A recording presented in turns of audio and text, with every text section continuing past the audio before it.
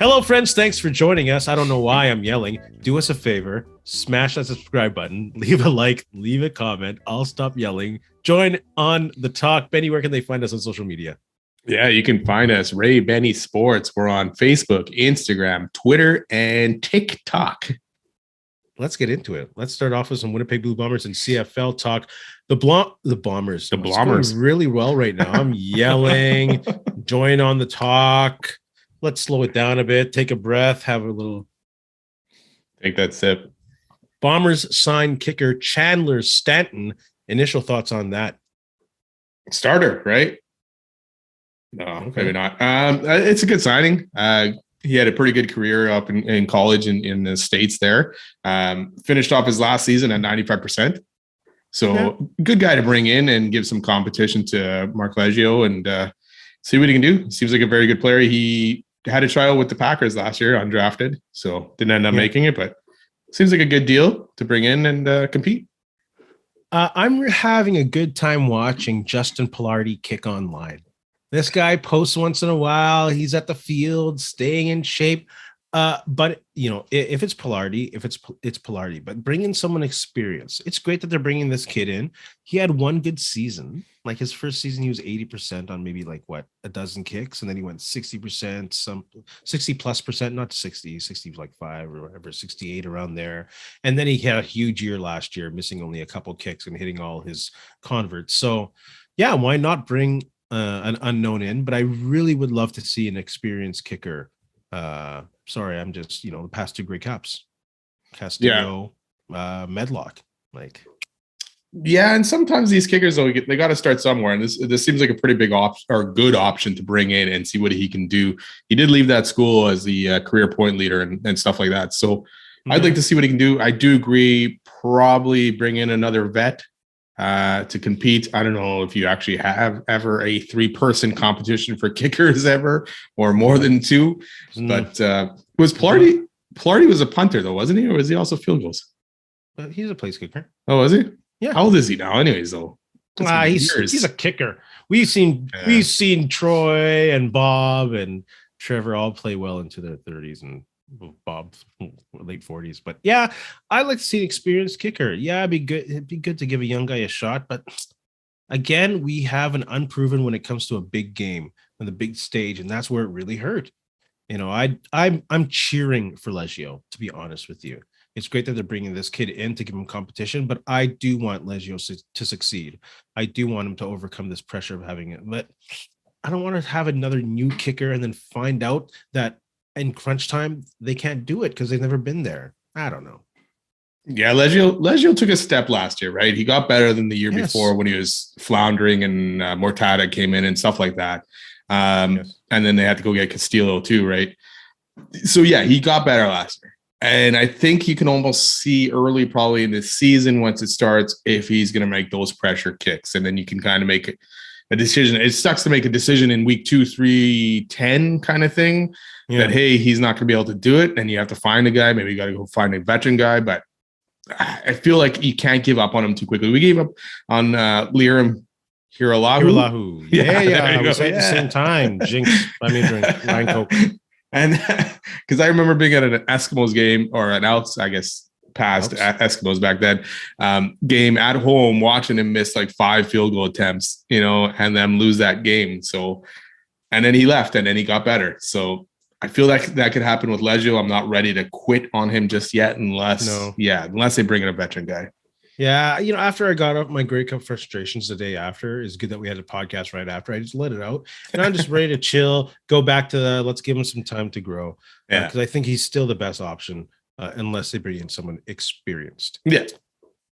Let's look quickly. Last week we had the question online about the Bomber fantasy. Who would you choose to be your starters? We had quarterback, receiver, and running back. And just as an update online, our online fans picked up Zach Collaros as quarterback.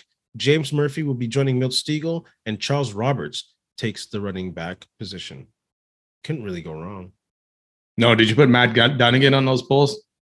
No, they only allow us 4. A lot of people want Matt Dunnigan, and I actually don't blame them. But like you've said in the past, and we've said, he ended up missing, unfortunately, one of the most important games in Bomber history when it came down to it. So, yeah, go ahead. Had he won a Grey Cup here in Winnipeg, I think it would have been different. He was obviously a very good quarterback. There's no questioning that. I mean, he set the passing yards for in one game record and all that stuff. But we had four options. Yeah, we had the most yards ever. The second closest to that, we had the greatest bomber of all time, according to many, and we have the bomber currently who's won 2 Grey Cups, or who had won 2 Grey Cups in a row. So, sorry, Matt Dunnigan fans, but he didn't quite make the cut this time around. Whoops, Coach Mike Kelly. Yeah, Mike Kelly wants Matt Dunnigan. That's okay. We'll figure it out internally. Let's go to another all-time question. Bomber all-time defensive line. All-time. This was a hard one. There's so many good ones. Yeah. I'm going to just say what 4 I picked, and then we'll just talk if we do have any differences, and we'll double up on some ones we have the same. I got Doug Brown and Michael Gray on the inside, and I have Willie Jefferson and Alfred Payton on the outside. Yeah, that's good. I didn't really pick outside inside. I just went with the 4 best kind of here. And I agree with you on Jefferson and Doug Brown. Those to me are no brainers. Alfred Payton as well, I'm going with. I was trying to find other guys that had that kind of seasons that he had. I know he wasn't in Winnipeg for a long time, but he did lead the team in one season with 22 sacks. That's crazy. That's cool. Yeah, 22. Yeah, in one season, Swack. Yeah, I had a hard time picking the other guy. Like there's so many other guys. You got, and I didn't even think about Michael Gray even. I'll admit that. I got Jackson Jeffcoat. I got, Gavin Walls. He's awesome. Jamal Westerman, and then when I was looking this up, I found out this Tony Norman guy back in 88 to 86. He was dominant, man. And I'm like, I don't even know who to pick here. And then you even had Tom Canada, who, for his few seasons here, was an amazing guy, and he was around when the team wasn't very good, and he was still shining bright. They made the Grey Cup in 2007, but it wasn't the greatest years before that. And I'm going to go with the latest, and I'm going to go with Jeffcoat just because he's been around for a long time, or not a long time, but he's been around for the last few seasons, had some success in this Bomber team. So I'm going to go with Jeffcoat. If you want to go really far back too, there's Herb Gray, who played offense and defensive line. And he's like the first defensive lineman to win. Remember the Shenley Awards? Oh, yeah. Those were so awesome on the 80s, watching the Shenley Awards, watching Willard Reeves and James Murphy and Chris Walby carry them Shenley. Any which way, he was the first defensive lineman to win the Lineman of the Year Shenley Award. So Herb Gray could have easily been in there. Obviously, never got to see him play. But yeah, I went with Michael Gray because he was here for a good 7-8 years. He has that monumental, immaculate interception play in the 1988 Grey Cup in Ottawa, that legendary game where Bob Cameron won Canadian of the game against Matt Dunnigan. There we go. And he could play both inside and outside. He had like double-digit sacks his first 3 years in Winnipeg. And it was just a disturbing force on those dominant defenses. So I had to go with Michael Gray. Also, shout out to Stan Mikowas, another good defensive lineman I watched growing up. Yeah, there was a lot to choose from. It's a tough position because you think, okay, you got the last few seasons of Jefferson and Jeffcoat just wrecking havoc, and then Richardson on there too, kind of thing. Casey Sales, but it's just been dominant. Some of these guys, like Alfred Payton, Tom Canada, even as Tony Norman. When I was looking it up, they only started keeping track of sacks in 81, so a year after he'd started. And he ended up in 6 seasons with 59 sacks total, which is, I think, is second behind Tyrone Jones on the team. So that's crazy. And that was the 86. They won the Grey Cup in that span, and that's when they got better and they were a dominant team. Absolutely. That defense was crazy. Oh, yeah. And of course, Doug Brown. Doug Brown was like the automatic for me. Willie Jefferson was almost automatic. He's so dominant, such a game changer, nonstop motor. He can change the face of a game at any moment. But Doug Brown was the number one for me. It helps that he's Canadian, but he is in the early 2000s defenses, and he also was in that dominant Swaggerville defense, and he was the rock that they built that defense around. So Doug Brown was a no-brainer for me. Yeah, he is for sure a no-brainer as well on my thing, and I feel like Willie Jefferson as well on mine. But yeah, Doug Brown, there's the longevity of it all, right? He was here for a long time. He was consistent throughout that whole time. A lot of guys taper off by the end of it, right? But Doug Brown was still going strong by the end. He's in the Hall of Fame. You can't go wrong with Doug Brown at all. Absolutely. And I loved watching Alfred Playton play when I was a young guy. He was just he was fun, he was brash, and he was mean when he was on that field. Chris Walby said he was like one of the toughest opponents he's faced. Yeah, that's right. In fact, when he got hurt, I think it was when he was facing Alfred Payton on a slippery turf when his knee was already hurt. So if Chris Walby says he's one of the best that he's faced, I might as well put him on my defensive line. Oh yeah, and then he came back and tormented the Bombers after when he was with the Stallions and all that. That was the worst. That was the worst. So good. Oh, he was good. Let's talk about some CFL. Let's go into CFL talk. There's some great conversation online about the idea of having a fan board in the CFL that the league can consult with. I think it's a damn good idea. It should have been happening a long time ago, especially when you have 3 teams that are community-based, community-owned. Why wouldn't you listen to them? They're the most passionate fans in the league, the most profitable teams in the league. So with that in mind, if you were on this board, what would be the first idea you'd bring to grow the game? You got to figure out a way to bring teens back into this game and have those kids grow into CFL fans. Because right now the NFL takes that cake, and if you go to schools or whatever, what are they talking about most? Right, is NFL, because that's what's out there. But if you can continue, and I know they do it a lot here in Winnipeg with the Oliveira visiting schools, because he was at my son's school not that long ago. Nick Dembski was as well, kind of thing, and signing autographs, talking to the kids, bringing them out. So my goal or my idea would be bringing these kids. How you do it, I don't know. You got to start offering. I know they offer discount on tickets, but maybe you got to offer free tickets here and there to some games with a purchase of an adult ticket or something like that. Because I know at the same time you don't want to be losing money, and it is a ticket-based league right now, right? Absolutely. So figure out a way. I know the upper decks for the Bombers, a lot of the times they're not sold out, right? Upper corners even. So offer maybe those tickets and buy one, get one free kind of thing. Bring those kids in. That's a big issue that they've had over the years of getting a younger audience because they are so dependent on the attendance and ticket revenue. And in addition to that, then my idea would be to really, through the years when we were growing up with the Grey Cup and the CFL, it always felt like the CFL was part of the Canadian fabric. It was Canadiana. It was important to what it is to be Canadian, and it's part of that. It's a great Canadian drunk. Everyone would watch on that day, whether you follow the league or not. And it seems to have lost that over the years. And I think you really got to invest in that, and you really got to bring in new Canadians. Really concentrate on these great immigrant populations that you have, especially in cities like Toronto and Vancouver, where you have all those empty seats. Fill them up. Give them the experience. Go into their neighborhoods. Go into their organizations. Teach them the game and the importance and the history of the game, because it is important to Canadian history, the CFL, and it's been lost over the years, unfortunately. Yeah, for sure. There's so many things they can do out there that to start bringing, new people into this game. And like you say, a lot of people that come to Canada, this is their time, an opportunity to try to grab their attention, and bring them to this sport and see, hey, this is what we have to offer, and you got maybe half of them might catch on and enjoy it. The other half might go, whatever, it's terrible.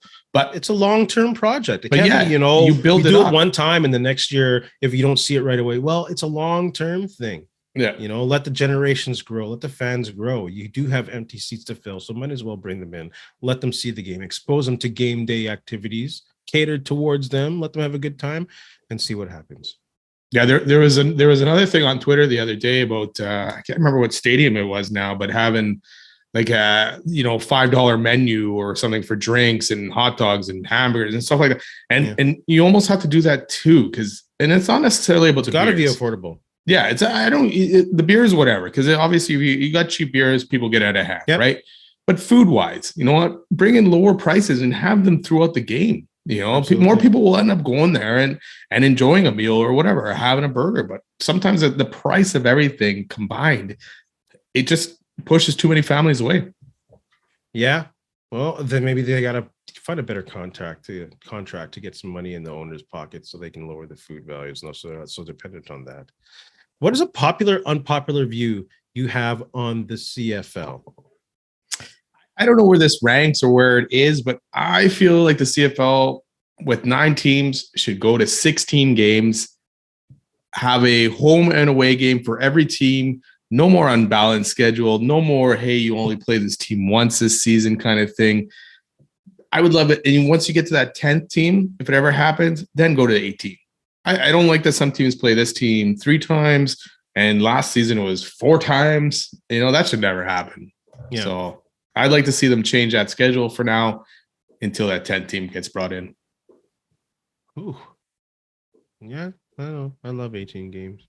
I love it too, but I don't like sometimes teams are crap, right? They're going to have a crappy season and you get to play that team 3 times. You get a benefit out of that, right? Whereas someone else doesn't get to play that team 3 times. So, yeah, that's true. My unpopular view would be that probably I love the Rouge. I really do. In almost every situation, I like it, and I hope they never get rid of it, and I hope they never tweak it. I am willing to take the once in a blue moon. Remember when they had that penalty last year where the guy didn't even get to return the ball out of the end zone? I really hated that moment, but I'm willing to take that once in a blue moon for all the rest of the Rouge fun. They can win a game by missing a field goal. So what? Play defense then. Don't let them get close where they can kick the ball out of the end zone. It's a 20-yard end zone. Yeah, exactly. Like, come on. I love the Rouge. So yeah, it's not an NFL end zone where it's small and chances of it going out are pretty good, right? You got a chance to return it, or because the craziness of the CFL, you can punt it back out, right? Absolutely. So, it's not like you can line up for a field goal from 40 yards and just drill it all the way through. No, you got to put some air on it, or else someone's going to block it on the line. So that means it's probably returnable. So I love it. I love the Rouge. All y'all haters on the Rouge. Oh well, too bad. And it's just like people say, okay, it was one of the Bomber games last year, right? Where it's saying punt it through the end zone, the Montreal game, right? Punt it through. Yeah. Right. But it's also then a 60-yard punt if you're punting it from the 40 or whatever, because the end zone, you got to get it out. Yeah. So it's not so easy that everyone's thinking. Yeah. No one. There you go. Love that Rouge. I'm going to get that on the shirt. I love the Rouge. Do it. Let's go. Oh, okay. We'll get them made. Watch that. Ray and Betty fans, put that. Watch it. Well, you know what? We will. It's going to be on Etsy very soon. Yeah. Let's move on to some Winnipeg Jets talk. Don't forget to smash that subscribe button. It really helps us out, helps the show grow. A crazy growth last week. So thank you all for subscribing. Thanks for being with us. Winnipeg Jets. Let's go to our favorite game. The Winnipeg Jets, the week that was what I expected. Oh, yeah. It was an easy schedule, but it was a tough slog to get through that schedule and win those games, especially against Arizona and Anaheim. Yeah. So the week that was for me was meh, which is kind of the same sentiment you had. They won the games that we thought they'd win. If we go back to last week, they ran into a Kings team that I think they have a franchise record now of 12 or 13 games in a row where they've gotten a point. They've not really taken any steps forward to create any kind of playoff momentum that inspires fans to believe that anything can happen in the playoffs. I get it. The playoffs are a new season, but when you look at the team, it's like, okay, this could be a real quick first round for them. So it was meh for me. Yeah. It's so uninspired hockey, and it's like horrible. You got away with wins against Arizona and Anaheim. I know Arizona was playing better lately, right? But still. Then it comes up to that Kings game, and then you're playing a better team, and it just glaring how bad they've been playing.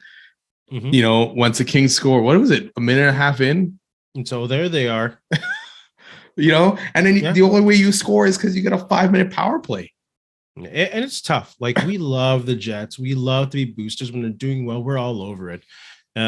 We jump on that bandwagon when Benny jumps on the bandwagon. Yeah, thanks. Fall off though. But just say, but we love the Jets. So we don't mean to sound negative all the time, but it's really tough just watching them play right now. It's very uninspired hockey. And a lot of that uninspired hockey is when you look at guys like Mark Scheifele. Like, where has Mark Scheifele gone? Some interesting statistics here. I'm not a big stats guy, but No shots in 3 of the last 6 games since that benching. 3 of the last 8 games altogether. Hasn't scored in the last 8 games since before the benching. The other team in those 8 games have scored 7 out of those 8 games. Scheifele's bid line has been on the ice for all 7 of those. This is a combination of stats I've heard from TSN and from Mike McIntyre, but those are amazing stats and very disappointing stats and mind-boggling stats for a player like Scheifele, who leads the team in goals. Yeah, I mean, how often were we praising him earlier this season, bouncing back after that press conference last year and all this stuff, and you're thinking, hey, turn the corner. He's grown up, his leadership. Like at one point, you were debating probably Scheifele or Morrissey for captain, right, kind of thing, and then Morrissey kind of pulled away with it. But I don't get it. It's mind-boggling because you're thinking, okay, maybe the goals aren't there, but where are the shots? Like when the shots aren't there. It's like, it's telling, like, is he injured or is he pouting still from the benching? Maybe. Like, is it that bad that you're going to pout and throw the whole season away? Your season? Because he was having a wicked season, right? Yeah. He still is having a wicked season, point-wise, goal-wise. And it's like, I don't get what has happened. Yeah. You know? And it's amazing to me just with bonus. Like, you continue to go back to this guy. Yeah, he plays a lot of minutes and stuff. But yet you go and shove Ehlers on the bench. Ever since that press conference last year, people are questioning his commitment and motivation to this team. And it's come up again. When like the media is asking Bonus about Scheifele, right away he comes out, but you just got to fight through it. So he's saying that this guy is not fighting through it. And again, Bonus is talking about motivation and commitment. This is ridiculous 70-something games into the season with a player of this caliber, losing all motivation because you get benched and now you don't want to talk to the media. Now you don't want to play hard, maybe. I don't know. It's very disappointing. Well, they went, he's sulking. They went through 2 voices last year, right? They had Pomo, and he said, yeah, they need a new voice. Dave Lowry comes in, and it's another voice. And yeah, he ended up sticking to a lot of the same stuff Pomo did. Yeah. But there was another voice in there, and it didn't seem like it got through. And then it seemed like Bonus did get through, right, to Scheifele. And he was all excited. He was pumped. And then he's in his slump again, and it's hard for him to get out of it. And I think the Jets, obviously, their chances would increase, and you'd get a little bit more excitement for the playoffs as Scheifele bought in. It's not necessarily about scoring goals at this point, but it's about seeing his effort, being on the ice for stopping even a goal. Setting up, and it all stems to the power play too, right? With him pouting or not playing as very well on that, it's the power play one is suffering, and it shows. It's only scored 1 goal against the Kings on a 5-minute power play, and how many tries in the last 6-7 games? Yeah. So, and again, we're rooting for him. We want to see Scheifele because when Scheifele does well, this team is pretty good, as we saw in the first third quarter of the season. So we want to see him get back on track, but it's just hard to figure out why. It's hard to figure out why. And if it's because of the benching, that's really disappointing. And at the same time, not surprising. But he still gets the benefit of the doubt, and he's still getting the top ice time and all that stuff too from Bonus. Whereas the guy like Ehlers, who's actually had the most points over the last month on the team with goals and everything like that, and tonight he's on the third line with Lowry and Appleton. It's like he just keeps getting pushed down. But where the other guys end up getting more and more minutes, Scheifele and Wheeler haven't scored in a long time either. Like Wheeler hasn't scored in a long time. With that said, then, if you're Ehlers, would you rather be on line with Scheifele and Wheeler, or would you rather be on line with Lowry and Appleton, who are doing pretty good these past couple games? You know, and it's interesting to see if he'll end up getting more ice time. I would have liked to see Ehlers with Connor and Dubois because they had success last year at some point, you know. Not shoved down to the third line, but Ehlers got a lot of speed, right? Yep. Lowry and Appleton are not going to keep up with that. So when Ehlers enters that zone, are those guys going to be with him, or is he going to have to stop up and wait? And I'm not saying they're not slouches in skating. No, I mean, but they are big guys who take up space, who might actually give Ehlers space to move around with the puck. Maybe we'll see when they're in the zone. And I'm not absolving Ehlers of being perfect at all, because he's struggled too. And there's games where he is like, you're watching him going, wow, okay, what's he doing right now? Because he'll make that move in the zone and then lose a puck easily. Yeah. So he's got to step it up too. And maybe with guys like Lowry and Appleton, who are probably playing better defensively, it just gives Ehlers a little more, even more room to be creative and open on the offensive end. It might not be like a demotion 2-3, but play style, it might help out. Who knows? We'll see. Yeah, we'll see with the ice time, because Ehlers right now is getting less ice time than Wheeler. But if you go with the hottest Jets at this point, it's Ehlers and Lowry, actually, because Lowry scored a couple goals in the last few games, and Appleton even scored last game or the game before. I can't remember what it was. Maybe the game before, because they only scored one. But so maybe it'll end up working out. Yeah.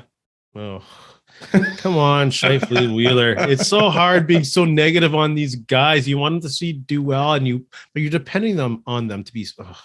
I want to see playoff hockey, man. I at least want to see playoff hockey. I know it may not go well. No, I do want to see them play playoff hockey right now and get into that mode. But I also want to see a first round of playoff hockey here. You know, absolutely. I know chances won't go well, but we'll talk about next week in a bit. Just a small question: we've seen Jansen Harkins do really well in the AHL. Why isn't he up on the big squad? Yeah, for me, it's like no hate again against Menelainen, but I can rather see this guy who can stir the stick a bit and be an energy booster be on the ice. Yeah, 20 goals, 21 assists with the Moose, and only 35 games. And he was drafted in the second round. So is this another indictment that, the drafting is not going well for the Jets lately? Because you draft a guy in the second round, you expect him to be at least in your top 9, not playing with your AHL team at this point, But with those point totals, you think, he's got to be better in the NHL than Menelainen right now. Yeah. And I know Stenlund plays center, whereas Harkins doesn't. But even like over Stenlund, I would take him. And that questions me too. David Gustafsson, another second rounder, he's not playing. Yeah. So what's going on? Yeah, well, it's got to be more than a numbers game and ratio game and games played and all that. It's got to be more than that, because they really should be on. Yeah, unless it's effort with Harkins, I don't know, because he was he was high praised in the last few seasons, right? He was up there, and it's like, hey, he's top 9 for sure, kind of thing. And then and to me, more so this season, he just dropped out. It's just like he was here, and then all of a sudden, training camp happened, and he's gone. I don't think it's effort. What happened? Yeah, I think maybe bonus went with the experienced guys at the beginning, but I don't know. I would even take Toninato right now. He's actually having a decent season with the Moose too. He is. He's having a really good season. Man, maybe go for these Moose playoff games. Never mind. Yeah. Let's look at this upcoming week. Last week talked about the Jets and games they had to win, and it kind of, for me, it bled into this week. I was like, they got to win 4 games, and they have 2 of these winnable games with the Sharks tonight and the Red Wings coming up. The Devils, I'm not even going to mess with the Devils, but I'm just saying they got to win these 2 games, and I think they can, but they have to. Yeah, I mean, the Sharks, that's starting soon here. It's 1-6-3 in their last 10. And Detroit are 3-7. I mean, actually, Detroit won tonight against Pittsburgh, so whatever, 4-6 maybe now, or maybe they're still 3-7. But what's going on tonight? Did they beat Pittsburgh, and who beat Boston? Nashville beat Boston. Of course they did. What are the chances of that? You're thinking, okay, you're looking at Nashville's schedule, and it's tough, and they find a way to win, and it's probably a lot of it is UC Saros, right?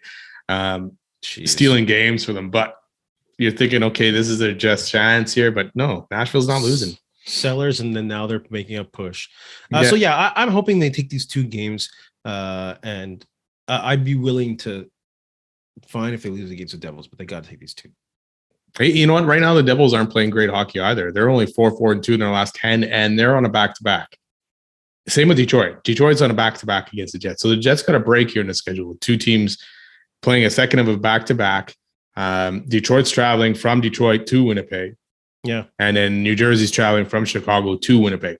So those are your chances there to steal those games for sure. I mean, San Jose, Detroit. I'd like to see them beat the Devils for sure. I'd like to see them beat the Devils. Yes. But they got to take these 2 guys. Yes. You got to win tonight, especially with Nashville winning and Calgary beating the Kings right now.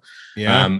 So you got to beat that. You got to beat San Jose. You got to beat Detroit. No questions. And if you want to make this statement, you got to also beat New Jersey.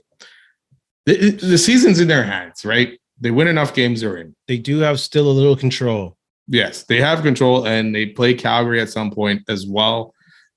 So they have control of it. They have to take control of it. Come on, Jets. Go, Jets, go. Let's go. They just started tonight. Let's beat the Sharks on the way to the playoffs. Come on. Let's move on to hot topics. Lamar Jackson, trade or some kind of move in this craziness going on right now, just talked about today or released a tweet about him asking for a trade on like March 2nd or something like that. So where would be the best place for him to land? I know we asked the folks on the social media. You have that poll, by the way? Yes. I love it when we ask the people. Yeah, it ended up being, and I'm not surprised really by the top choice, but it ended up being the Atlanta Falcons as the top choice with 35%.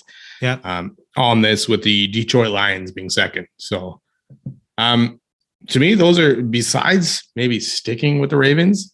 Yeah. Where I think that might be his benefit right now is sticking in at that team and maybe figuring out a deal somehow of not getting franchise tag at some point and signing maybe a 2-year deal with Baltimore or something like that. But to me, the Atlanta Falcons, but the Falcons would be a good option. But the Falcons came out today and said Desmond Ridder is going to be the starter. But no one wants him. Teams play these games, right? And they're not going to, say, hey, we're pursuing Jackson while they got another guy sitting there, right? Yeah.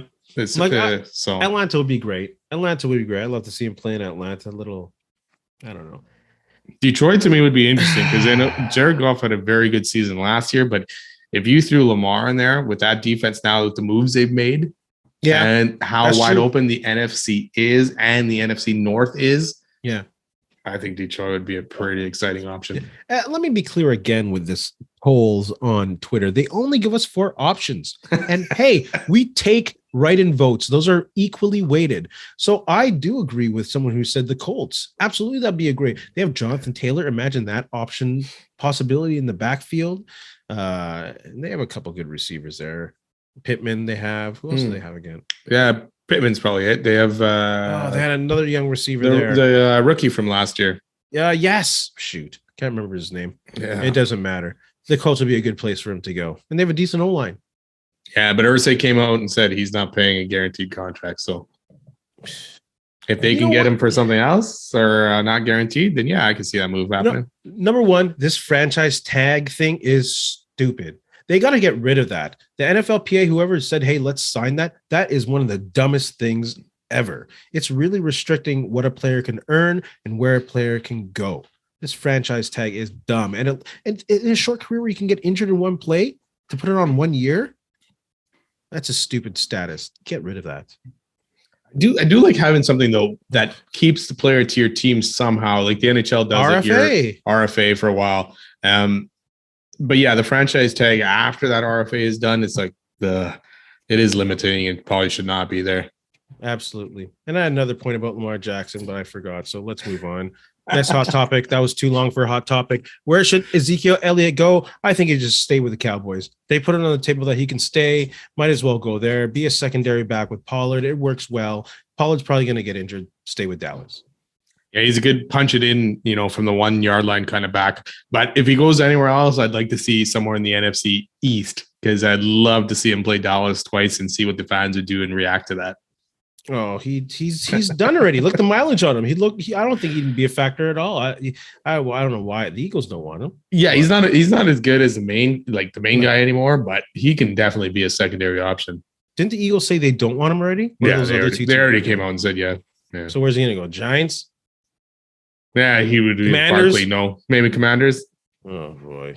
Lamar Jackson. Once it gets old, Commanders, that'd be dope too. Let's move on. Next hot topic. Robert Saleh, quote, to have a guy like him, Aaron Rodgers, want to play for us is pretty cool and shows how far we've come, but we still have a long way to go and a lot of work to do. Thoughts on that quote? I agree with him. They still got a long way to go. And is he wanting to go to the Jets because it's the Jets, or is because his only option, or Nathaniel Hackett's there and he knows that offense and he doesn't want to learn new offense? So Saleh, you still got some work to do for guys that want to go there and it's winning product. I don't know if Rodgers is going there for the right reasons or not.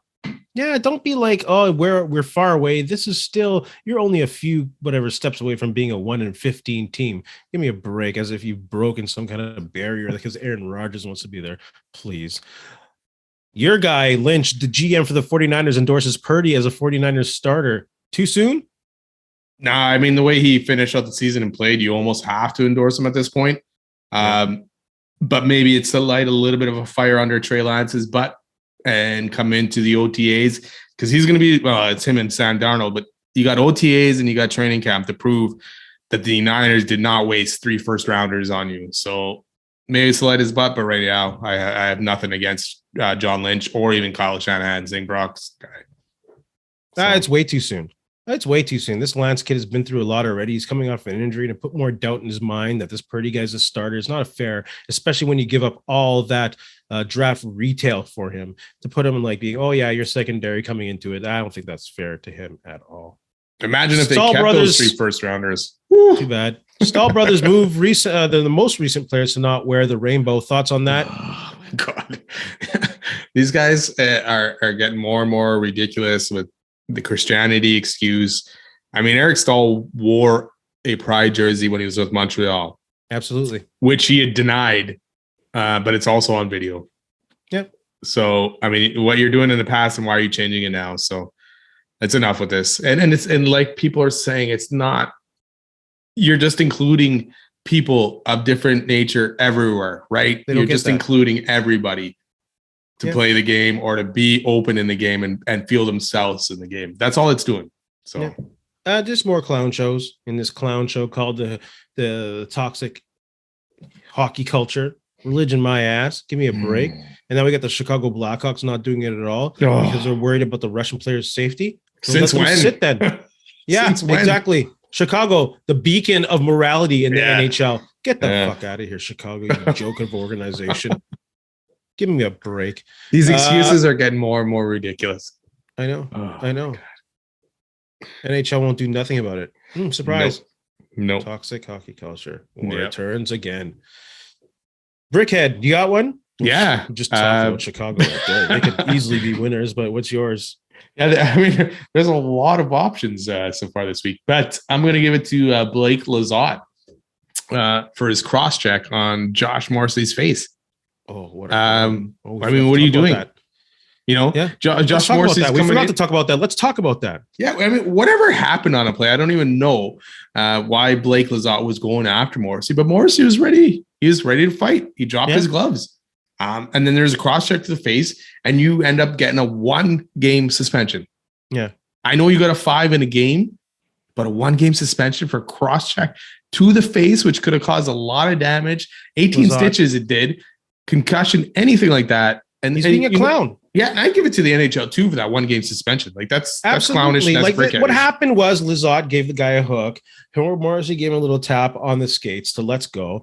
Drop the gloves. The guy cross-checked him in the face. Like time and time again, this player safety, whatever, is proven to be garbage. Yeah, we have guys going on their social media saying, "Look at my face. Look at the state of my face."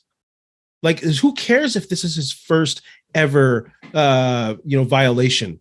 Who cares if he has a clean record? Set a precedent that, hey, you're not allowed to cross-check someone in the face or you're out for 5 games. I don't care what your previous history is.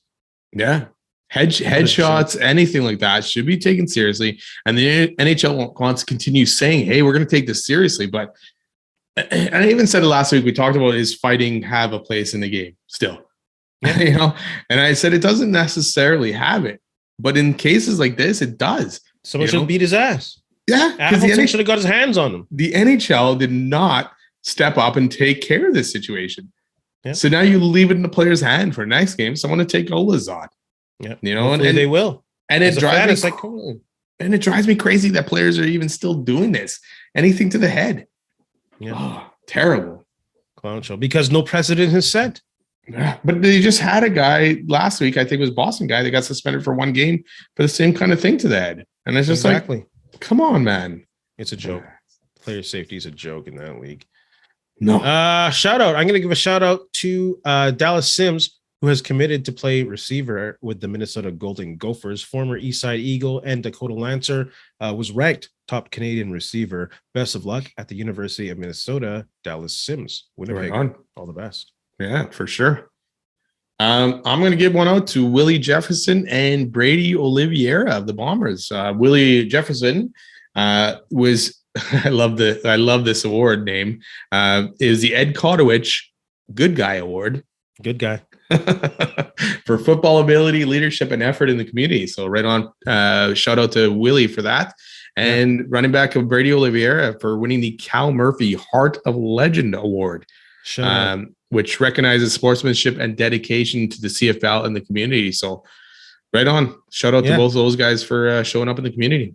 I love how you are Italian through and through. Brady Oliveira. Brady Oliveira. Oliveira. Shout out to Brady Oliveira and Willie Jefferson. Benny, you got anything to say to our friends? That's awesome. Thanks a lot for listening. Don't forget, subscribe, follow, leave us a rating on your favorite podcast proprietor. Have a good week. And in the famous words of Ed Whalen, I'm going to steal him. In the meantime, and in between time, that's it. Another edition of Ray and Benny Talk Sports. Hey, friends and neighbors, don't forget to check us out online on Facebook, TikTok, Instagram, and Twitter at Ray Benny Sports. And don't forget to check out our YouTube channel. Leave a like, leave a comment, tell us what you think.